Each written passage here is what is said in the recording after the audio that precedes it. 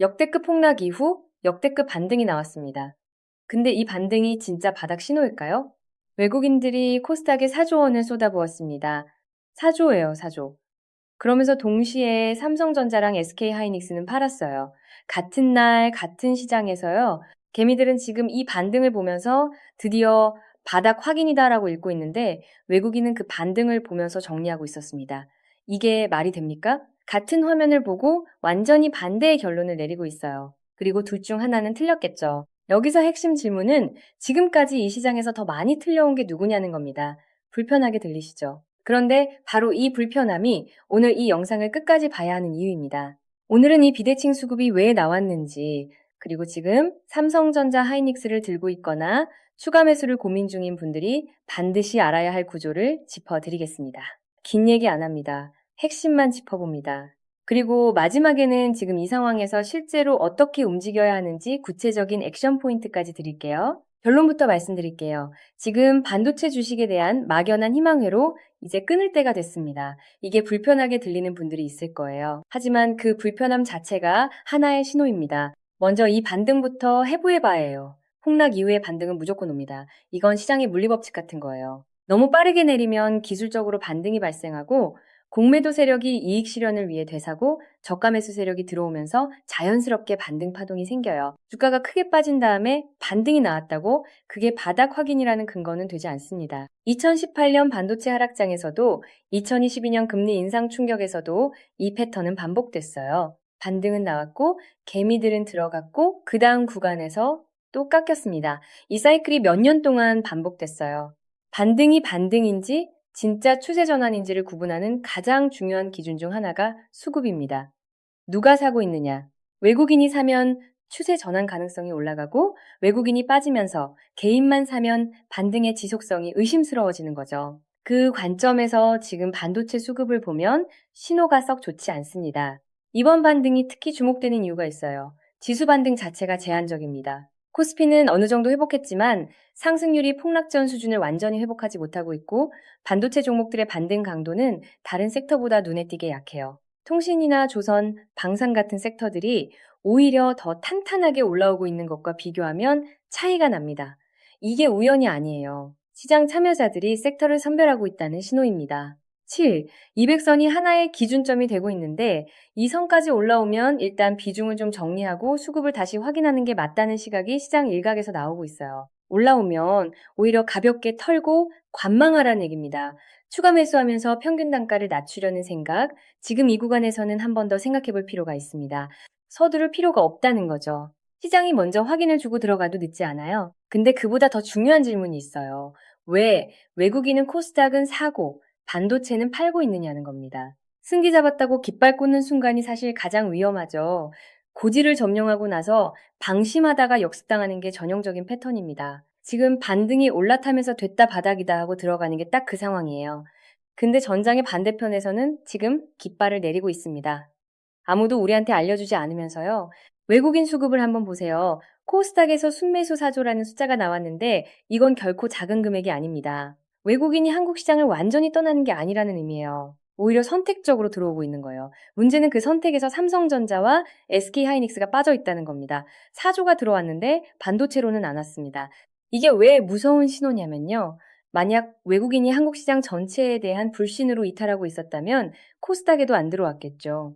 그런데 코스닥엔 사조를 넣고 반도체는 빼고 있다는 건 한국 시장이 싫은 게 아니라 지금 이 가격에 삼성전자 하이닉스가 싫다는 얘기입니다. 이 차이가 핵심이에요. 시장 전체를 버린 게 아니라 반도체라는 섹터를 혹은 특정 가격 구간을 버린 겁니다. 이 해석이 맞다면 함의는 상당히 무거워집니다. 단순한 공포 매도가 아니라는 거거든요. 잠깐만요. 이 지점을 한 번 더 짚어야 해요. 왜냐하면 여기서 개미 투자자들의 착각이 시작되거든요.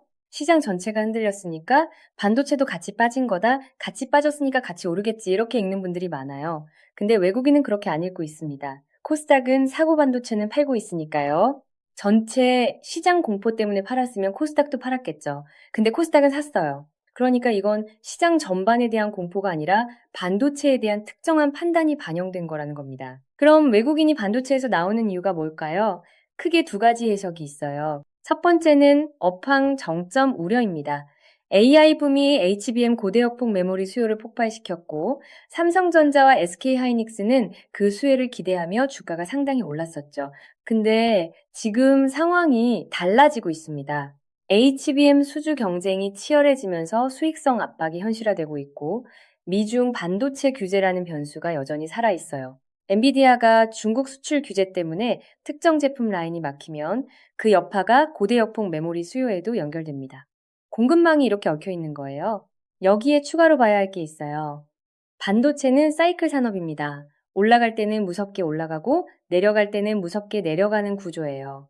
AI 수요가 계속 성장한다고 해도 공급이 수요를 따라잡는 시점이 오면 가격 압박이 시작되고 마진이 줄어듭니다. 반도체 업황을 전망하는 시각 중에 이미 2025년 하반기부터 메모리 가격 조정이 시작될 수 있다는 분석이 나오고 있어요. AI 투자 사이클 자체는 살아있지만 그 수혜가 반도체 메모리 가격으로 얼마나 전달되느냐는 별개의 문제거든요. 지금 외국인 기관들이 이 사이클의 어느 지점을 보고 있느냐가 핵심인데 그들의 행동이 말해주는 게 있습니다. 외국인 기관들은 분기 실적 세부 수치, 글로벌 공급망 데이터, 주요 고객사 주문 동향을 우리보다 훨씬 빠르게 접합니다. 우리가 뉴스로 확인하는 것보다 몇 달 앞선 정보가 이미 그쪽 의사결정에 반영되어 있다는 것. 두 번째는 포트폴리오 리밸런싱입니다. 글로벌 기관들이 AI 수혜주에 집중됐던 비중을 조절하면서 고평가된 반도체 종목에서 빠져나와 상대적으로 덜 오른 다른 섹터나 다른 지역으로 이동하는 흐름이에요.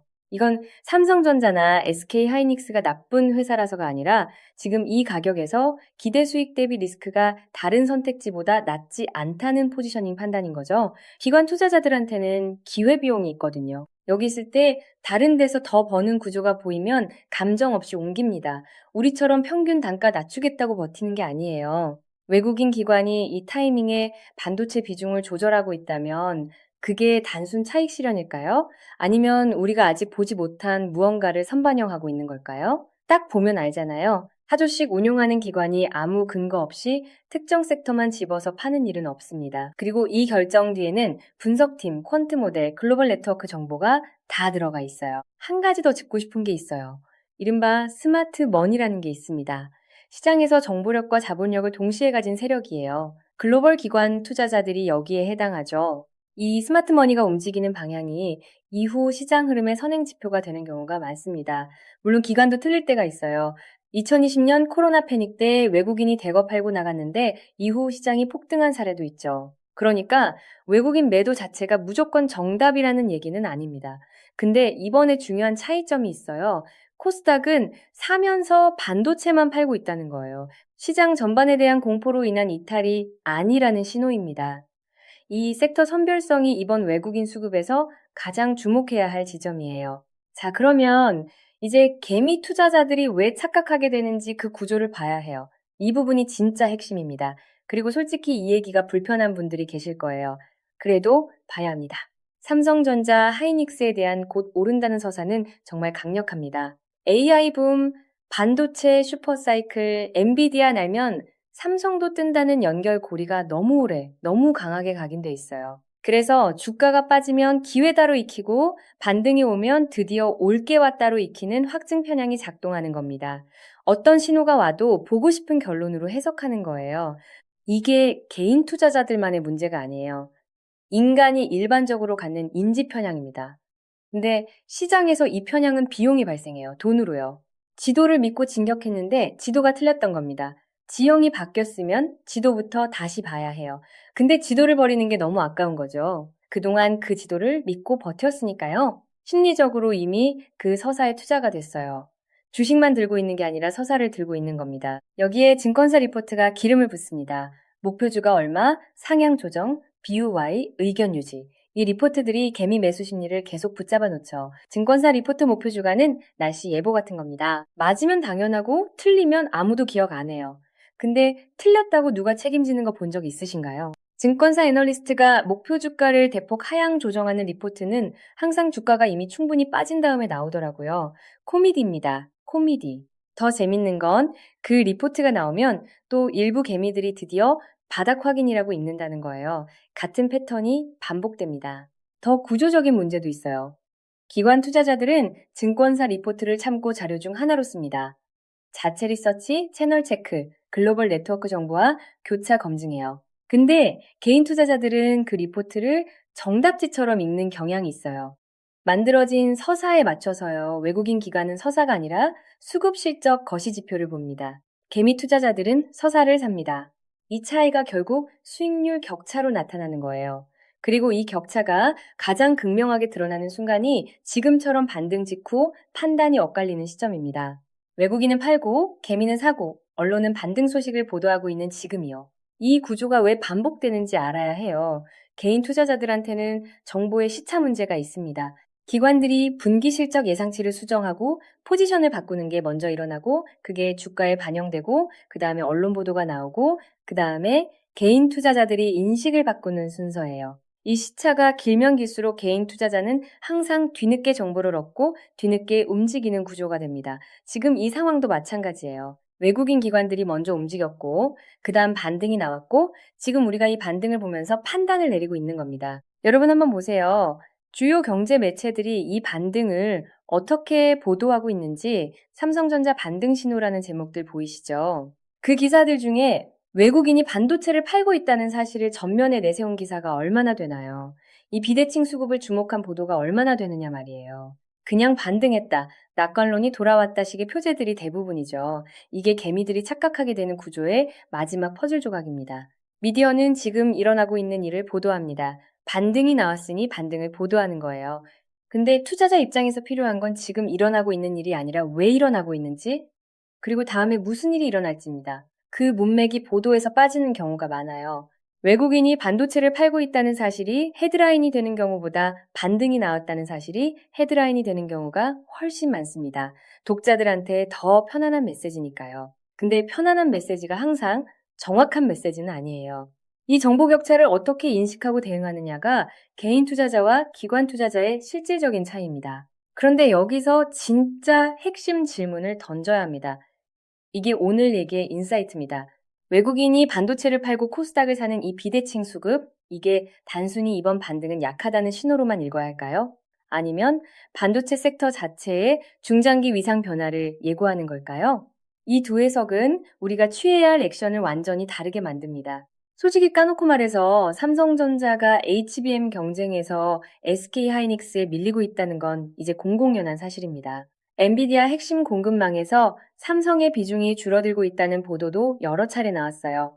HBM 3위 양산에서의 기술적 지연 이슈도 시장에 알려진 지 오래됐죠. 이건 단기 수급 문제가 아닐 수 있습니다. 구조적 경쟁력 격차가 시장 가격에 반영되기 시작하는 국면일 수 있어요. 외국인이 지금 삼성전자를 파는 게 차익 실현이라면 수급이 안정되면 다시 들어올 거고 만약 구조적 판단이라면 당분간 돌아오지 않을 수 있습니다. 누가 봐도 이 두 시나리오는 다른 대응을 요구합니다. 차익 실현이면 기다렸다가 다시 들어가면 되고 구조적 재평가라면 비중 자체를 줄이고 섹터를 옮겨야 해요. 문제는 지금 시점에서 어느 쪽인지 확정할 수 없다는 겁니다. 그러니까 확인 전까지는 추가 베팅을 자제하는 게 맞아요. 불확실성이 높을 때는 포지션을 키우는 게 아니라 줄이거나 유지하면서 정보를 더 모아야 합니다. 이 두 가지 시나리오의 차이는 우리 포트폴리오에 어마어마한 영향을 줍니다. 단기 조정이면 버티면 되고 구조적 재평가라면 버티는 게 오히려 독이 됩니다. 그리고 SK 하이닉스는 어떠냐고요? 하이닉스는 상황이 또 다릅니다.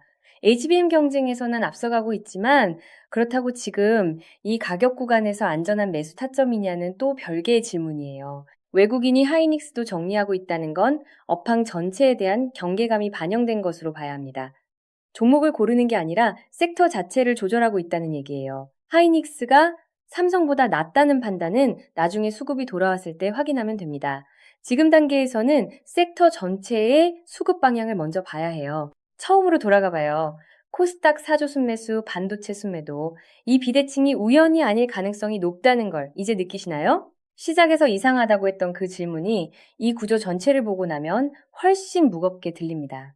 같은 화면을 보고 반대 결론을 내리고 있는 두 세력 중에서 누가 더 많은 정보를 갖고 움직이고 있는지 이제 조금 보이시지 않나요?